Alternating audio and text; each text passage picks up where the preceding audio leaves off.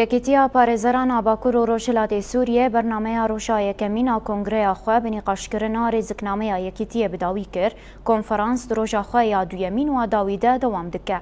دوه کنگره دویمین آیکتیا پارێزەران باکوور و ڕۆژهەڵاتی سووریێ بە دروشمەیە پارێزەری پەیامەکە بنگەهاوێ تەکەسکردنا نرخên civaka xwezayî bi beşdariya zêdetirî heftê delegeyان li bajarê Qamişlo dest pê kiribû. Di roja yekemîna kongreyê de gelek axaftin hatin kirin, perspektîvên rêber Abdullah Öcalan, raporên kar û barên yekîtiyê hatin xwendin û rewşa rêxistiniya yekîtiyê û rêziknameya wê hatin nîqaşkirin. Îroj jî herî زێدە نقاش لەسەر تەجریدا گران لە دژی رێبەر عەبدوڵڵاه ئۆجەلانە و دۆسیا دارزاندنا چەتەیên داعشەیە. تێپایین کۆ ئیرۆژ کۆنگرەیە دویەمینە یەکێتیە پارێزەران باکوور و ڕۆژهەڵاتی سووریێ بە ئەنجامنامەیەکێ بداوی ببە.